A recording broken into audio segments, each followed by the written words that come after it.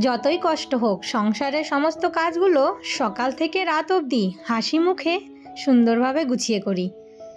Good morning বন্ধুরা, কেমন আছো তোমরা সবাই? আশা করছি তোমরা সবাই যে যেখানে আছো ভালো আছো, সুস্থ আছো। আর তোমাদের সকলের ভালোবাসাতে আমরাও ভালো আছি। আমার আরও একটি নতুন ভিডিওতে তোমাদের সকলকে অনেক স্বাগত জানাই। তো আজকে হচ্ছে শনিবার, আর এই যে এখন বাজে ঘড়ির কাঁটায়, তো ঘড়ির কাঁটায় যে কটা বাজে সঠিক সেটা আমার এখন আর মনে নেই। একদম সোজা রান্নাঘর থেকে আজকে তোমাদের সঙ্গে ব্লগটা শুরু করলাম। তো সবার প্রথমে এই যে দেখো এসে কিন্তু হাজব্যান্ডের টিফিনটা রেডি করে নিয়েছি। তো আজকে শনিবার, ভাবলাম যে একটু বেগুন পোড়া করি, কেননা বেগুন পোড়া না এই শীতের দিনেই খেতে ভালো লাগে। তারপর শীত চলে গেলে কিন্তু আর সেই স্বাদটা পাওয়া যায় না। আর এই বেগুন পোড়া এই আজকে মঙ্গলবার ছেলের জন্মবার, বৃহস্পতিবার খেতে হয় না, সোমবার খাই না, এই করতে করতে খাওয়াই হয় না। আবার কোনো কোনো শনিবারে একাদশী পড়ে যায়, তার জন্য কিন্তু বেগুন পোড়া একদমই খাওয়া হয় না। আজকে ভাবলাম যে না, আজকে শনিবারটা বেগুন পোড়া করেই ছাড়বো।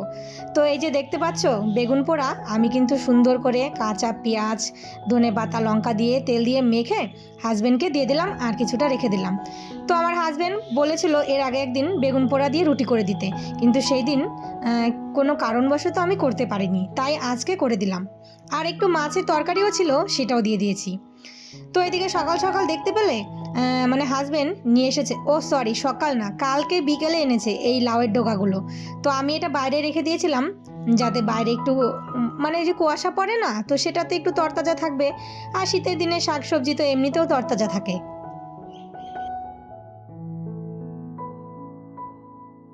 ওইদিকে আমি চাটা খেয়ে হাজব্যান্ডের টিফিন দিয়ে তারপর রান্নাটা বসিয়ে দিয়ে আসলাম। কি বলো তো, আজকে ডিমের ঝোল করব, আর হচ্ছে তোমার কি একটা করব দেখি, সেটা ভাবা যাক।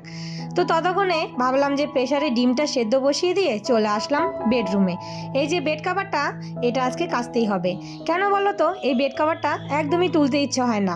বেড কাভারটা না ভীষণ গরম, মানে এটা পাতলে না শুতে বেশ আরাম হয়। তাই এই যে ভাবি কি, এই যে ধুয়ে আবার পরে শুকিয়ে পেতে দেবো। তো যাই হোক, আজকে আর মানে এটা কেচে দেবো, আর এই দুদিন আর পাতবো না, একবারে এই যে একটা বেড কাভার পেতে দিলাম, এটা কয়দিন থাকবে, তারপর উঠিয়ে আবার ওটা পেতে দেবো। তো নিচে কিন্তু আলাদা একটা বেড কাভার পাতা আছে। আর এই যে মানে এই বেড কাভারটা লম্বায় ঠিক আছে, কিন্তু চওড়ায় আবার একটু ছোট হয়ে যায়, তবুও অ্যাডজাস্ট করে পাততে হয়। তো এর আগে একটা পার্সেল এসেছিলো, তোমাদেরকে সেটা দেখানো হয়নি। কেন বলো তো, তোমাদেরকে বলেছিলাম যে পার্সেলে কি আছে সেটা পরে বলবো। সেটা আমি খুলেছি, কিন্তু খুলে আমার মনটা ভীষণ খারাপ হয়ে গেছে। তার কারণ হচ্ছে আমি একটা বেড কভার অর্ডার করেছিলাম, এত পরিমাণে ছোট এসেছে, আমার খাটে কিছুতেই হচ্ছে না। তো সেই বেড কাভারটা আমি আবার রিটার্ন পাঠিয়ে দিয়েছি।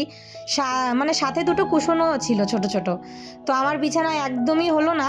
তো দামও নিয়েছে ভালোই, সেই 550 টাকা 600 টাকার মতন, কিন্তু সাইজে একদমই হয়নি। তারপর সেটাকে আবার রিটার্ন করে দিলাম। তো আমি আর একটা অর্ডার করেছি, তো সেটার দাম আবার অনেকটাই।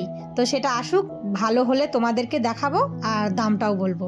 তো সেটার সঙ্গেও কিন্তু দুটো ছোট ছোট কুশন আছে। তো যাই হোক, বেড কাভারটা তুলে ভিজিয়ে রাখলাম, আর এইদিকে আমি এই যে চলে আসলাম তোমার রান্নাঘরে। তো প্রেসারে ডিমটা তো সিদ্ধ হয়ে গেছে, তো সেটা নামিয়ে রেখে তারপর ওইদিকে ভাত বসিয়ে দিয়েছি। আর এইদিকে কিন্তু ডিম আর আলুটা ছুলে নিচ্ছি। ও একটু ডালও করব, মুসুরির ডাল, কেননা যদি আবার ছেলে ডিমের ঝোল না খায় তাহলে ডাল দিয়ে, আর এই যে এখান থেকে কয়েকটা আলু তুলে রেখে দেবো, তো সেটাই ওকে একটু ছানা করে দেবো।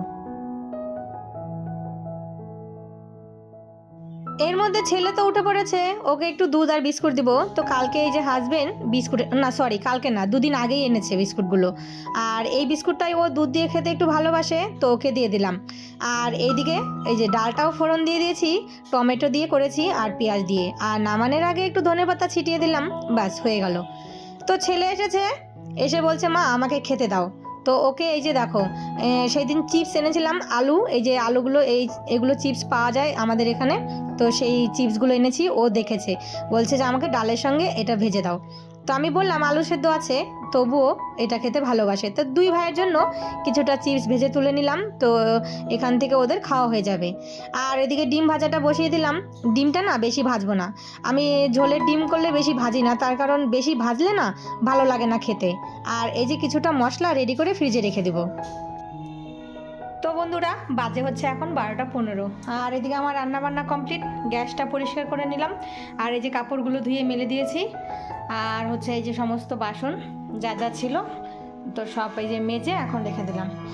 আর এই যে হচ্ছে রান্নাগুলো তো এই যে করেছি হচ্ছে আজকে দেখো চিংড়ি মাছ দিয়ে লাউয়ের ডগা দিয়ে আলু বেগুন দিয়ে একটা মাখা মাখা তরকারি করেছি, আর করেছি একটু মুসুরির ডাল টমেটো আর পেঁয়াজ দিয়ে, আর এখানে আছে একটু তোমার আলু ভাজা চিপস, মানে এটা কিনে এনেছিলাম তো সেটাই, আর এই যে একটু আলু সুদ্ধ দিয়েছি, আর হচ্ছে ডিমের ঝোল পাতলা করে। তো আজকে দুপুরের আমাদের মেনু হচ্ছে এটাই। আর কয়েকটা জামা কাপড় ভিজালাম, মানে বেড কাভারটা, তো যেটা হচ্ছে তোমার তুলে রেখেছিলাম, তো সেই যে দেখো এই যে ছেলের স্কুলের ড্রেস আছে, তো এগুলো এখন কেচে দিব। আর বাইরে কিন্তু একদম রোদ নেই, দেখো বাইরে কিন্তু একদম রোদ নেই। যাই হোক তবুও জামা কাপড়গুলো ধুয়ে দেবো, তো চলো ওগুলো ধুয়ে মেলে দিই। তো বলেছিলাম না এই যে জামা কাপড় ভিজে রেখেছি কয়েকটা, তো ছেলের হচ্ছে স্কুল ড্রেস আর হচ্ছে তোমার এই যে বেড কাভার এগুলো ভিজে রেখেছিলাম। তো ছেলে যে গরম প্যান্ট পরেছিল সেটাও কেচে দিয়েছি। আর রোদ জানো তো এই 2 দিন থেকে একদমই দিচ্ছে না, শুধু মানে এই যে একটু হালকা হাওয়া বাতাস, মনে হচ্ছে এই সরস্বতী পুজো না যাওয়া অবধি আর রোদ উঠবে না। তো যাই হোক এই বেড কাভারটা তো 2 দিনের আগে শুকাবেই না, গরমের দিন হলে যাই হোক শুকিয়ে যাবে। কেন বলো তো, এই যে চারিদিকে এলাস্টিক লাগানো আছে না, এই যে জলগুলো এসে এখানে জমে থাকে, যতই চিপে চিপে দেই তবুও না এই জলগুলো জমে থাকে, আর এই যে এটা শুকায় না। তো একদিনে শুকোবে না, কেন এর আগে একদিন ধুয়েছি তখনই বুঝতে পেরেছি যে 2 দিনের আগে কিছুতেই শুকাবে না। তো তারপরে চলে আসলাম ঠিক একদম সন্ধে, তোমার হচ্ছে এখন বাজে 6:30। তো গুড ইভিনিং বন্ধুরা। তো হাজবেন্ডের ইচ্ছে হয়েছে মানে ফুলকপির পকোড়া খেতে, তো বলল যে কিছুটা পকোড়া করো। আর এই ঠান্ডার দিনে ভাজা পোড়া খেতে কিন্তু বেশ ভালো লাগে, তাই আর দেরি না করে ঝটপট চলে আসলাম রান্নাঘরে। তো এদিকে ফুলকপিটা কেটে ছোট ছোট করে একটু ভাপিয়ে নিয়েছি নুন দিয়ে, তারপর এই যে দেখো তোমার বেসন চালের গুঁড়ি কর্নফ্লাওয়ার সমস্ত কিছু দিয়ে গরম গরম এই যে তোমার হচ্ছে ফুলকপির পকোড়া রেডি করে নিলাম। খেতে কিন্তু অসাধারণ হয়েছিল জানো তো বন্ধুরা, মানে সাথে একটু গরম মানে গরম বলছি দেখো, বললাম একটু সস আর হচ্ছে ধনেপাতার চাটনি করেছিলাম কাঁচা, আর এই ধনেপাতার কাঁচা চাটনি দিয়ে একটু ঝাল ঝাল করে করেছি, তো এত ভালো লাগছে খেতে, তো আমার তো দেখে এখনই জিভে জল চলে আসছে। আর যেই নিয়ে নামিয়েছি সবাই মানে কে কার আগে খাবে, তো এখানে একটু কুচি মানে পেঁয়াজ কুচি আর হচ্ছে একটু টমেটো কুচি করে নিয়েছিলাম স্যালাডের সাথে, মানে স্যালাডের জন্য। আর শসা ছিল না তাই শসাটা মানে এখানে দেখানো যাচ্ছে না। তো যাই হোক এই যে হচ্ছে আমার গরম গরম পকোড়া। তো চলো গরম গরম পকোড়া খেতে খেতে আজকের ভিডিওটা এখানেই শেষ করি। তো তোমাদের ভিডিওটা কেমন লাগলো অবশ্যই কমেন্ট করে জানিও, আর সবাই ভালো থেকো সুস্থ থেকো, আবারও দেখা হবে তোমাদের সাথে নতুন কোনো ভিডিওর সাথে, ততক্ষণের জন্য টাটা।